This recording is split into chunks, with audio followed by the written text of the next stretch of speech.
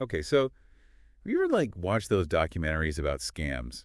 You know, the ones where someone loses everything to a scammer and you're sitting there thinking, how could anyone fall for that? Yeah, it's easy to judge from the outside. Totally. But get this. Today's deep dive is going to totally change how you see those situations. It's not always about being naive or gullible, right? Right, we're diving into the actual science of why even the smartest people can get tricked, especially when it comes to romance scams. So we're talking about the psychology behind it. Exactly. And it all starts with something called the amygdala hijack, this little part of your brain that has a powerful hold on your choices. All right, so we've got these excerpts here from the SCARS Institute. Great source. Yeah. That's support, compassion, advocacy, resources, and safety for victims of scams. They really break this stuff down. But first things first, what is this whole amygdala hijack thing? Okay, so imagine this. You're back in the caveman days, and you see a saber-toothed tiger. Okay, terrifying, but I'm with you. Your amygdala, this little almond-shaped part of your brain, screams danger. It floods your body with hormones, gets you ready to fight or flee, no time to overthink it. Right. It's all about survival at that point. But we're not dodging saber-toothed tigers anymore. So how does this ancient alarm system get tripped up by a modern-day romance scam? Because, well, our brains haven't quite caught up to the internet age, right? Makes sense. Scammers, especially the romance kind, are masters at triggering those same primal instincts. Even though the danger isn't a tiger anymore, it's a carefully crafted persona. So when that scammer is showering you with compliments and affection, your amygdala is going haywire thinking it's found a perfect mate instead of, a scammer. Exactly. That's kind of brilliant and terrifying at the same time. They call it love bombing. It's this intense, overwhelming rush of affection that basically short-circuits your logical thinking. It's like your brain gets so high on those feel-good hormones, it can't even think straight. Precisely. And the SCARS Institute, they emphasize that this isn't about being gullible. It's about understanding how powerfully our biology is working against us in these situations. Wow. That honestly explains a lot.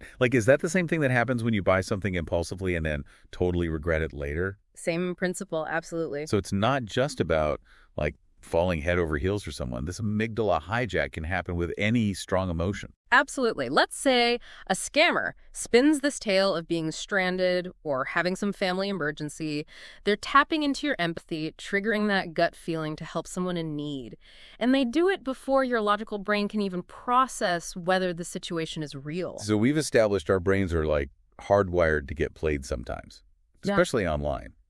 But the thing is, the SCARS guide, it doesn't just leave us hanging with that, right? There are ways to fight back against this amygdala hijack, aren't there? Absolutely. You're not just a sitting duck here. Think of it this way. Understanding the amygdala hijack, it's like knowing your enemy in a way. Okay, like that. It doesn't make you invincible, but it gives you a fighting chance, right? And the key is recognizing when that emotional takeover is happening and finding ways to kind of hit the brakes. Okay, so how do we actually do that? Do I need to carry around a panic button for every time I get a sketchy DM? Well, maybe not a physical panic button. It's more about learning to recognize the signs, those more subtle signs. Okay. The SCARS Institute talks about noticing your body, the physical sensations. Think about a time you were really stressed or excited, what was going on, racing heart, maybe get sweaty palms. Oh yeah, I totally get that clammy hand thing. Big time. When I'm nervous, especially. Exactly. Those physical signs, those are your cue that your amygdala is, Or he's sounding the alarm. Yeah. Whether or not the threat is actually real. So next time you're, say, talking to someone online and you feel that surge of adrenaline, good or bad, that's your cue to pause. It's like a built-in BS detector. Exactly. But honestly, easier said than done, right? Yeah. Especially when, in the heat of the moment, someone's saying all the right things. And that's why, one of the things the SCARS Institute really emphasizes is this tool. It's simple, but it's powerful. They call it name it to tame it. Name it to tame it. Yeah, literally saying to yourself, even if it's just in your head, okay, I'm feeling overwhelmed right now, that can actually help. Really? I would have thought, ignoring it, trying to play it cool would be better. Not letting them see you sweat. It seems counterintuitive, but by actually labeling the feeling, you're engaging the thinking part of your brain. Oh, so you're bringing your brain back online. Yeah, you're reclaiming some control from your amygdala. Okay, so let's say I get that email, that one, about winning a lottery I never even entered. And my heart skips a beat. So I say to myself, whoa, hold up, feeling some excitement here. Then what? Then you question it. Like, is this really how lotteries work?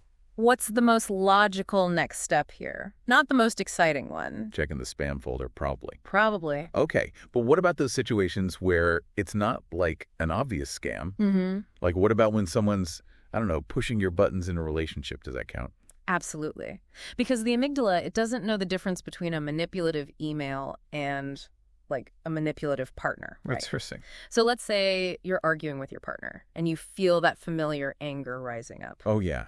Know that feeling. Right. Well, in those moments, that's your amygdala hijacking the situation. So instead of actually listening to what my partner's saying, I'm busy preparing for verbal war. Which rarely ends well for anyone, right? Right. But if you can catch yourself in that moment, name that anger, you can start to choose a different response. So next time I feel that like telltale heat rising in my chest, I should be like, amygdala hijack.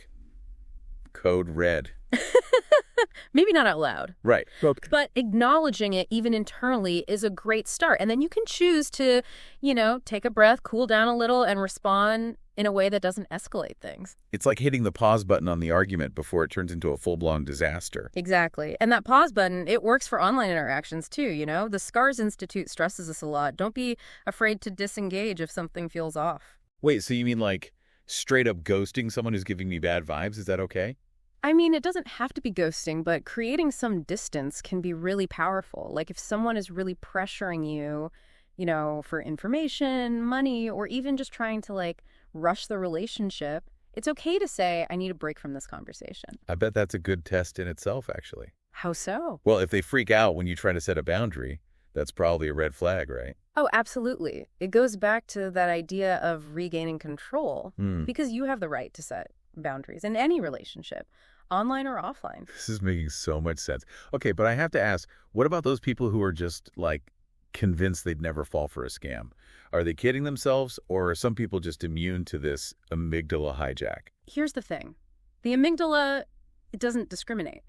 We all have those primal instincts, and scammers are incredibly skilled at exploiting them. So even the most skeptical person... Even the most skeptical person can get caught off guard. So it's not about being smarter than the scammer, it's about outsmarting our own brains. Exactly. And that's where building, mental resilience comes in. Okay, mental resilience, I like that. Yeah, it's like learning to spot those warning signs of a storm and battening down the hatches before it hits. Okay, so we've talked about recognizing those amygdala hijack moments and hitting the pause button. But how do we actually, build up that mental resilience for the long term? It's like we need to hit the gym, but for our brains, right? Right. Brain gains. Exactly. And just like physical fitness, mental resilience, it takes practice. And one of the most effective exercises you can do is cultivating self-awareness. Okay, so not just meditating on a mountaintop. We're talking about actual practical steps here. Yeah, absolutely. So start by just paying attention to your own emotional patterns. Like what types of situations or people or even online content, what tends to trigger those really intense reactions in you? You know what? For me, it's anything that feels like a high-pressure sales tactic. Those limited time offer ads. Makes me want to throw my phone out the window, even if it's for something I don't even need. There you go. See, that's self-awareness in action. Now, when you encounter those act now messages, your amygdala is probably about to hijack the situation. So instead of impulsively clicking buy now, I could take a step back and ask myself, wait, do I actually need this? Is this even a legitimate offer, or am I being played? Exactly. And the more you practice that conscious questioning, the stronger those neural pathways in your brain become. You're literally rewiring your responses. We're building those mental muscles. Okay, so self-awareness. What else can we do to fortify our minds against these kinds of things? Another really crucial part of this is critical thinking. Don't just accept information at face value, especially online.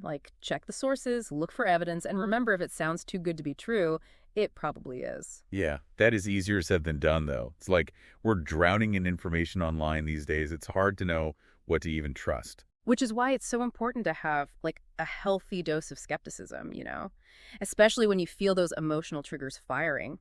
Question those headlines, dig a little deeper, and don't be afraid to ask questions even if you think they sound silly. This makes me think about those Those personality quizzes that pop up everywhere online. I'm such a sucker for those. Oh, yeah, those are everywhere. They can be fun, but they're often designed to, exploit our natural desire for validation. So before you hand over any personal information, ask yourself, who created this? What's their agenda? Right, like, is this information actually useful, or am I just feeding the algorithm? Exactly. Be curious, be critical. Don't be afraid to just close the tab if something feels off. Speaking of feeling off, what happens if, I don't know, despite our best efforts, we do fall for something, like a scam, or even just make a bad decision in the heat of the moment? It happens. Well, that's where self-compassion comes in. Look, everyone makes mistakes. It's part of being human. The important thing is that we learn from those experiences and, extend ourselves a little grace along the way. It's no beating ourselves up if we, accidentally gave our heart to a scammer posing as a handsome doctor. Exactly. Shaming yourself, it's not going to change the past. But recognizing those emotional triggers and building those mental muscles that'll definitely equip you for the future, it's about progress, not perfection. This has been, honestly, such an eye-opening conversation. And not just about avoiding scams either. It's about understanding how our brains work and how to, make choices that line up with our values, not just our emotions in the moment. Absolutely. Yeah, it's about, like you said, empowering yourself to live a more intentional life, online and offline. Well said. And on that note, it's time to wrap up this deep dive. A huge thank you to our expert for these incredible insights. And to you, our listeners, for joining us on this journey into the fascinating world of the human brain. Until next time, remember, knowledge is power, self-awareness is key, and you can never have too much skepticism.